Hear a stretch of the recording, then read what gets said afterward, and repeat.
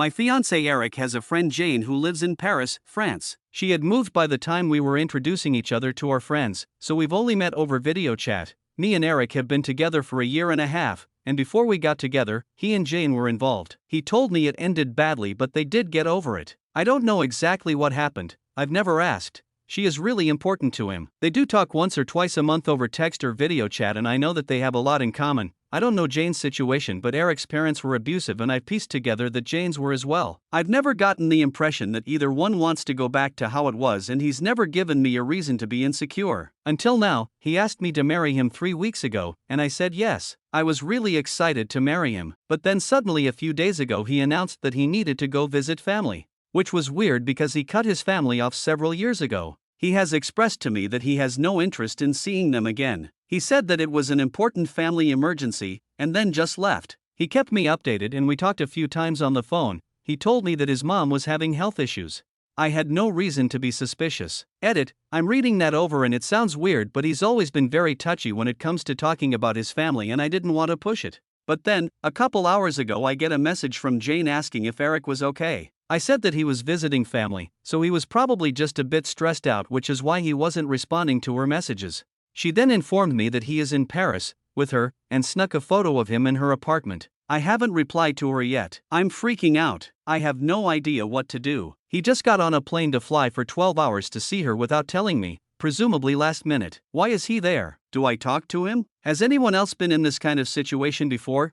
Update. A lot of people were concerned that he'd find the post, but I did change a lot of details. After I posted and the comments started rolling in, I had to shut my phone off. There were many people saying that Eric wanted to be with Jane, that he wasn't over her, and I started having a panic attack. I'm not an insecure person usually, and Eric had given me absolutely no reason to be. But this whole thing, I felt very stupid and like I'd been blind. He was always very open about his friendship with Jane and how much she meant to him, but there was absolutely nothing that made me think he still had feelings for her. Honestly, even if he told me he wanted to visit her without me, I'd probably have said that was fine as long as I got to go on my own vacation. Anyway, I got Jane on the phone the next day. Her story is that he just showed up at her door, claiming that he missed her and that he just needed to get away. She provided proof that she had no idea he was coming, and I have no reason to not believe her when she tells me nothing happened. I think she was angrier than I was. At the time she figured that something really bad must have happened, either with me or with his family. She knew from past experiences it was better to just let him talk when he was ready rather than pushing it. She gave it 2 days, during which he was behaving very impulsively, kept spacing out, and he brought up their past multiple times. They hadn't seriously spoken about since it ended years ago. He's usually the calmer, more level-headed of the two of them, so this behavior was extremely out of character. Finally, she decided to text me to see if I knew anything. After I told her that he was with his family, she put it together pretty quick that I had no idea where he was, and she confronted him about it. They got into a massive fight that lasted for hours, and she eventually told him to leave. She didn't really tell me what the fight was about, just that she yelled at him for not telling me. But after talking to him, I've got a hunch. Me and Jane talked for a long time. Both of us were crying by the end of it. I think this whole thing opened up some wounds. She told me their history, a lot of which really surprised me. Like how they weren't even really boyfriend-girlfriend, and he's the one who ended it. He'd always given me the impression that it was a bad but ultimately mutual breakup. It was just a really toxic situation for both of them, and it took them a long time to get back to being actual friends after. Which brings me to my conversation with Eric. He showed up a few days after I talked with Jane. I had packed up and left to a friend's at that point. He came over to talk. My friend was in the place the whole time. We talked for a while. I asked him 100 questions and he answered 5 of them. He said he was sorry, that he can't provide an actual explanation for what he did because he doesn't understand why. I said that that wasn't good enough, and I needed him to tell me what happened. He said he couldn't, because I won't understand. I suggested couples therapy for us. He's been doing it individually since before I met him, but he said he didn't want to. He just wants to forget that it happened. I read the letter to her the same night I finished writing it after the kids had gone to bed. After I finished reading, she just stared right through me, 1,000 yards, probably 15 minutes, then finally stood up and started walking to the door.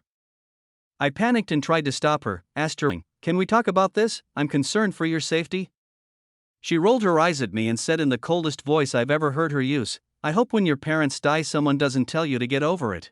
After that I didn't try to stop her, I just let her go. I was pissed off for minutes before the panic set back in. I legitimately thought she'd end herself. checked my phone and she had turned her location off.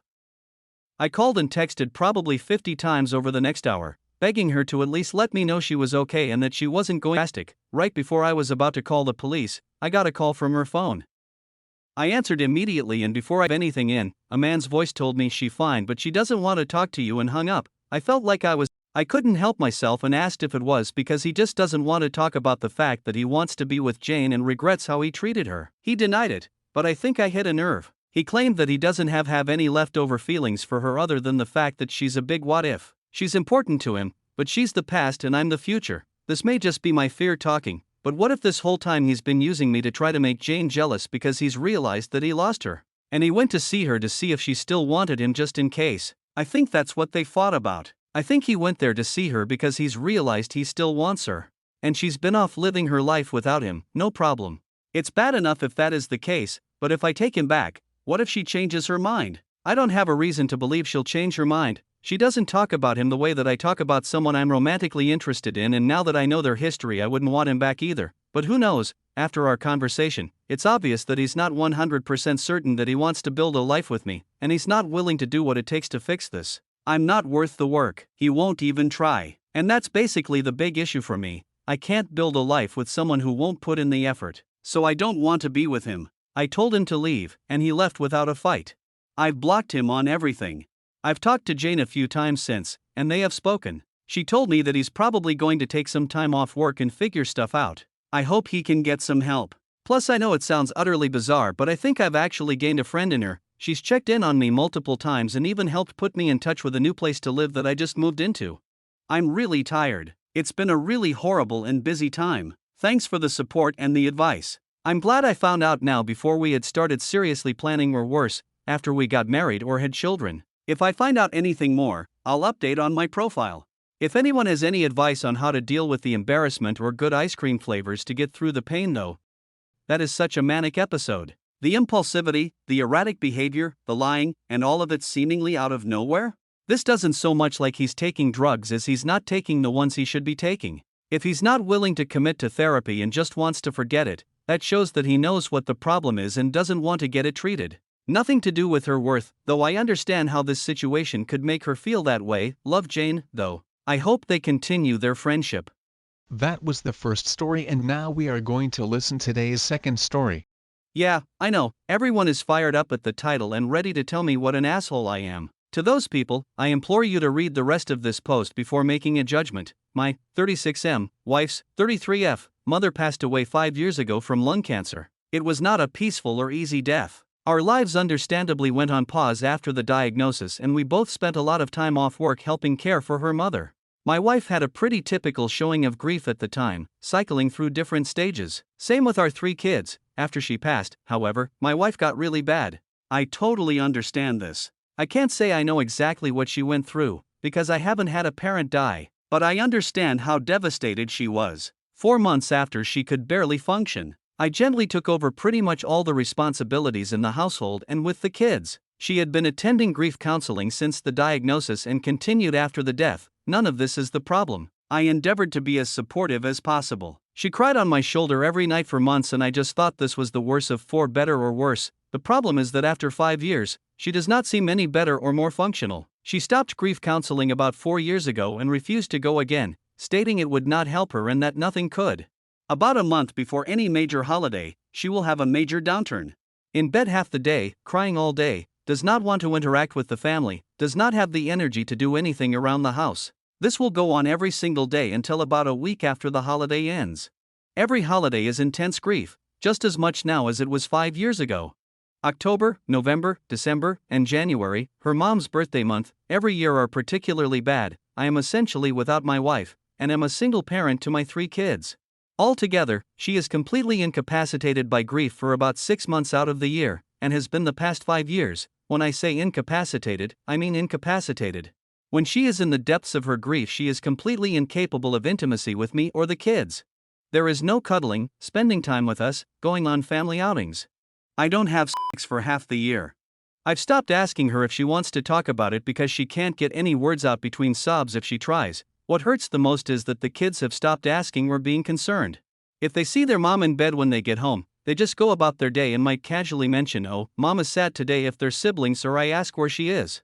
They don't really seek affection with her anymore, because they rarely get anything more than tears. I discussed this with therapists, my parents, friends, etc., and I know all the rebuttals people have for this, so let me preempt them. She is unwilling to go back to therapy for grief counseling or to see a doctor for depression.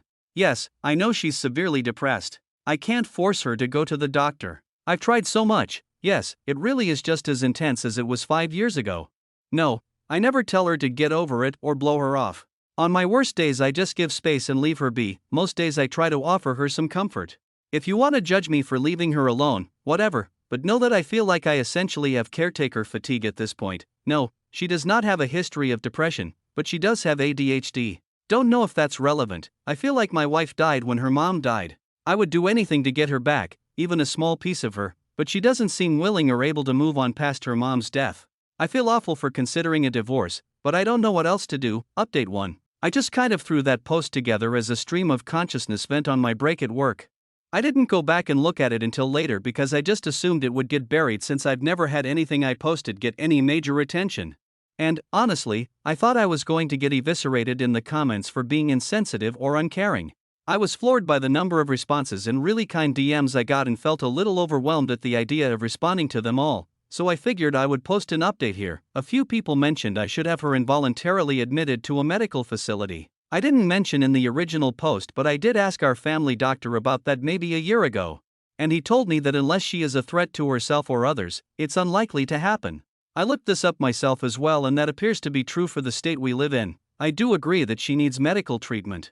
I suspect that during her year of grief counseling after her mom's death that she was not honest with her counselor. I have a distinctly sad memory of her coming home after one of her last sessions and telling me that her counselor said she probably wouldn't need to go much longer. Then she went and laid down on the bed and cried. I haven't been able to convince her to go back to counseling. However, I'm glad I posted to Reddit, because somehow I hadn't really considered that she might need more intensive treatment than just counseling. I also saw one comment that scared the hell out of me, that she may do something drastic if I give her a divorce ultimatum. With those things in mind, I don't think doing that is the way to go. Instead, I'm planning to write her a letter explaining how we need her back, and that we love her and care for her deeply, but she needs more help than we can provide alone, and tell her that she needs to go to the doctor and be honest about what she's been going through. Thank you for your advice, everyone. Update 2. I wasn't planning to post again but got a lot of supportive messages asking for an update, so here we go. My soon-to-be ex-wife has completely lost her fucking mind. After my last post I spent a couple of days writing the letter to her. In it I explained that the kids and I love her dearly, and that we're concerned for her. I outlined all the worrying behavior and told her that I believe she needs to seek additional medical care. I explained that it sounded like she had complex grief. Thank you everyone who pointed that out, and that the grief therapy she went to years ago was insufficient to help her get through it. I did not say anything about potentially divorcing her, but did say that the kids can't continue to live in their current situation. It was a long letter and I don't really feel like transcribing it here.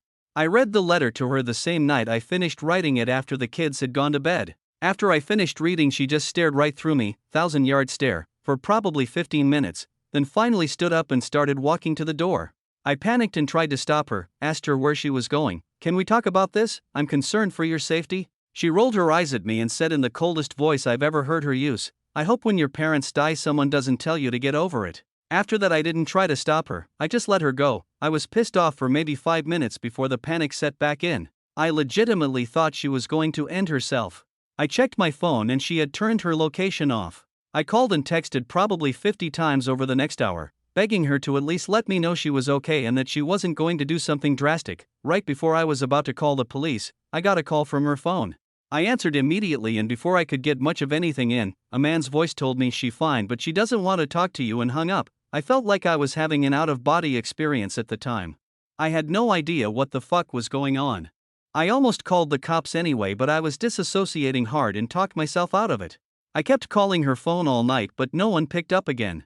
After about 2 a.m. it started going straight to voicemail. I barely slept that night. When I woke up the next day she wasn't home.